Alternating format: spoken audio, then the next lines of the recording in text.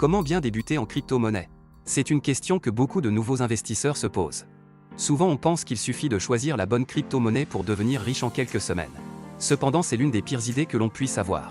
Si tu abordes les crypto-monnaies avec cet état d'esprit, tu as 99% de chances de te planter. Si tu veux vraiment gagner de l'argent, alors reste jusqu'à la fin de la vidéo parce que je vais te donner les 4 points essentiels pour bien investir en crypto-monnaie. D'autant que le dernier point va te paraître peut-être futile aujourd'hui, mais indispensable en plein bull run. La première des choses, c'est qu'il va te falloir comprendre où tu mets les pieds. Il n'est pas question de foncer en ayant la tête baissée. Aujourd'hui, l'environnement de la crypto-monnaie est très vaste. Alors je vais faire simple pour toi. Il existe plusieurs centaines de crypto-monnaies disponibles sur le marché, le plus reconnu c'est le Bitcoin de symbole BTC. À part le Bitcoin, toutes les autres crypto-monnaies sont des altcoins, qui veut dire alternative à Bitcoin. Le Bitcoin, qui a été créé en 2008 par Satoshi Nakamoto, n'est basé que sur un algorithme mathématique qui lui permet de prendre de la valeur au fil du temps. Je t'ai dit que je ferais très simple, on est d'accord. Et de l'autre côté tu as toutes les autres cryptos qui, pour moi, sont des actifs numériques. Pourquoi? Parce que derrière, il y a souvent des réels projets. Alors, je vois certains déjà rigoler derrière leur écran. Oui, les Dogecoin, les Shiba Inu, et autres ont des réels projets, qui sont des projets de même coin, des projets de crypto basés uniquement sur l'engouement des fans. Mais soyons sérieux, il y a aujourd'hui de très beaux projets qui méritent d'être étudiés, comme le Polygon, comme le Kava, comme le Solana. Je ne vais pas rentrer dans les détails dans cette vidéo. Sache simplement qu'aujourd'hui, quand tu achètes une crypto, tu achètes la plupart du temps un projet derrière, et pour ça, il va falloir que tu fasses des recherches. Ce qui nous amène aujourd'hui à un élément essentiel, on va parler de narratif en crypto, c'est-à-dire des secteurs qui sont porteurs actuellement. Fin 2024, début 2025, les secteurs porteurs pour la crypto sont l'intelligence artificielle, le big data et le gaming. Tous les autres secteurs ne sont pas forcément à jeter à la poubelle, loin de là, mais ils sont peut-être passés de mode et peut-être qu'ils ne seront pas porteurs pour le prochain bull run. Alors quand tu vas aller faire des recherches, regarde si les cryptos que tu achètes ont un lien avec l'intelligence artificielle, le big data ou le gaming. Ce sera déjà une bonne chose pour les quelques semaines ou les quelques mois à venir. À la suite de ça, tu vas te poser la question sur comment investir. Je t'invite à faire très attention dans l'industrie de la crypto-monnaie car on ne pose pas la maison sur la crypto. C'est un marché très volatile et tu peux perdre la totalité de ton argent tout comme tu peux gagner énormément d'argent aussi, mais fais attention, sois prudent. Surtout ne va pas faire un crédit pour acheter de la crypto car c'est mortel, je sais de quoi je parle. Ce qui est important de déterminer, c'est ton profil d'investisseur. Est-ce que tu veux être plutôt court terme ou long terme? Dans la crypto on parle de court terme lorsque tu comptes sortir du marché le plus tôt possible, voire quelques jours ou quelques semaines. On parle de long terme lorsque tu comptes sortir du marché après une longue période, on parle ici des mois ou d'années. Les cryptos ont des cycles de 4 ans environ, qui font qu'on passe d'un bull market, c'est-à-dire une phase haussière, à un bear market, c'est-à-dire une phase baissière ou une phase relativement stable, en quelques mois seulement, voire même en quelques semaines. Donc tout cela peut aller très vite, et il convient que tu te prépares au mieux pour absorber ces périodes-là. Un investisseur court terme, c'est celui qui va faire du trading, qui va être actif derrière son écran. Être un investisseur court terme, c'est se renseigner quasiment tous les jours sur l'actualité de la crypto, suivre l'actualité, et faire des opérations quasi quotidiennes. Être un investisseur long terme, c'est complètement différent.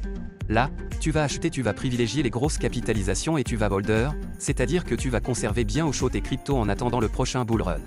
Pour tout ça, que ce soit pour du trading court terme ou pour de l'investissement long terme, tu vas passer par des plateformes. La plus connue aujourd'hui reste Binance. Je te laisse un lien dans la description, tu pourras l'utiliser et bénéficier de 10% de remise sur tes frais de trading à vie sur tous tes achats. Alors ce n'est pas grand-chose, 10% mais c'est à vie, donc c'est toujours bon à prendre. Une fois que tu crées un compte Binance, tu as accès à des centaines de crypto-monnaies dans la plateforme. Maintenant que tu sais où acheter tes cryptos, il va te falloir choisir les bonnes cryptos, et ça c'est très difficile. J'en reviens au narratif dont je te parlais tout à l'heure qui sont l'intelligence artificielle, le big data et le gaming. Alors tu te demandes comment tu vas les trouver? Ça reste relativement simple car on ne va pas se prendre la tête. Je t'ai dit dans cette vidéo qu'on resterait simple, tu vas donc te rendre sur CoinMarketCap ou CoinGecko, et tu vas regarder un petit peu le marché. Quand tu vas ouvrir les pages, tu vas tomber sur une longue liste de crypto-monnaies classées par ordre décroissant selon la capitalisation boursière. Tu vas trouver Bitcoin et Ethereum en première et en deuxième position. Déjà celles-là tu peux les mettre dans ton portefeuille, ce sont les deux plus grosses crypto-monnaies au monde.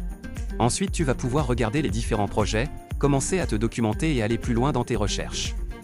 Si vraiment tu vois que ça te passionne et que tu as envie vraiment de pousser tes recherches, je te recommande quelques sites d'information, comme The Block, qui est un journal anglais, et Twitter. Twitter, c'est le réseau social des crypto-addicts. Ce n'est pas forcément facile à prendre en main au départ, mais si tu veux pousser tes recherches, être au courant des moindres cryptos qui sortent, être au courant de tout, toute l'actualité crypto, c'est vraiment sur Twitter que ça se passe. Bien entendu, tu n'oublies pas de t'abonner à cette chaîne, l'abonnement est entièrement gratuit. Ça soutient la chaîne et ça te permet d'avoir le maximum d'informations qui sera publié sur cette chaîne. N'oublie surtout pas de liker la vidéo pour me soutenir. Laisse ton avis dans les commentaires et partage la vidéo avec tes proches car ça pourrait les aider. Un point qu'on n'a pas abordé, c'est comment investir, peu importe ton capital. Ce que je te suggère de faire, c'est d'utiliser la méthode DCA, Dollar Cost Average, c'est-à-dire que tu vas acheter un petit peu de crypto de manière très régulière toutes les semaines ou tous les mois. Tu vas déterminer un montant à l'avance et tu vas acheter ce même montant de crypto à chaque fois. Ça, c'est pour les grosses capitalisations comme je te disais. Pour le Bitcoin et l'Ethereum ou les 10 plus grosses cryptos au monde. Et de temps en temps, si tu suis l'actualité, je te recommande d'acheter un micro-bag, 1 ou 2% de ton capital, sur ce que l'on appelle des small cap. Si t'es débutant, ça va ressembler certainement à de la loterie, et c'est normal parce que si tu débutes, si tu découvres le milieu de la crypto, c'est tout à fait ce que tu vas ressentir. Et certainement que tu vas te planter, certainement que tu vas échouer, et certainement que tu vas perdre de l'argent sur ces cryptos-là. Mais petit à petit, à force de persévérer, tu pourras commencer à gagner et repérer les belles cryptos qui vont faire grossir ton portefeuille. Maintenant que tu as acheté tes cryptos avec moi sur Binance, il faut que je te dise la vérité, les exchanges, c'est comme ta banque. Demain, ta banque peut fermer. Elle va conserver ton argent. C'est déjà arrivé en Grèce, c'est déjà arrivé aussi aux États-Unis. La crise de 2008, c'était le pire, des centaines de banques ont vu leurs portes fermées. De la même manière qu'on a vu des banques fermées, on a vu également des exchanges fermés. C'est le cas de FTX, fermer ses portes il y a de cela 2 ans, disparaissant avec des centaines de millions de dollars des utilisateurs. On a vu également un exchange du nom de Hotbit fermer ses portes. Donc là, il va falloir que tu sois prudent, et il va falloir que tu mettes en sécurité tes cryptos sur des wallets. Parce que si tu laisses tes cryptos sur les exchanges, même si c'est la meilleure exchange du monde, je viens de te le dire, l'argent ne t'appartient pas car ce sont ceux qui gèrent les exchanges qui gèrent votre argent. Donc, mets-les sur des wallets. Qu'est-ce que c'est un wallet? C'est quelque chose qui est connecté directement à la blockchain, et toi, tu vas pouvoir y accéder avec des applications comme MetaMask. Ça fait PayPal, Trust Wallet ou Bridge Wallet. Tu peux aussi aller au-delà avec Ledger, qui offre une sécurité plus importante encore. Pour revenir rapidement sur les wallets, tu vas donc déposer ta crypto là-dessus et avoir une phrase de 12 mots, ce que l'on appelle une phrase secrète, que tu ne dois absolument pas perdre, parce que c'est le seul accès que tu auras pour retrouver ton argent, pour retrouver tes cryptos. Si tu veux retenir tous les points essentiels de cette vidéo, le premier point, c'est évidemment de bien te renseigner, le deuxième point, c'est de manager ton argent et de ne pas déposer ta maison sur les cryptos, le troisième point, c'est de faire attention à ce que tu achètes et où tu l'achètes, et le quatrième point, c'est de sécuriser tes investissements. C'était Youpsa la crypto, soyez un homme de vision et votre succès sera éblouissant. J'espère que cette vidéo t'aura apporté un maximum d'informations. Je te souhaite une excellente continuation, prends soin de toi et de tes finances. On se dit à bientôt.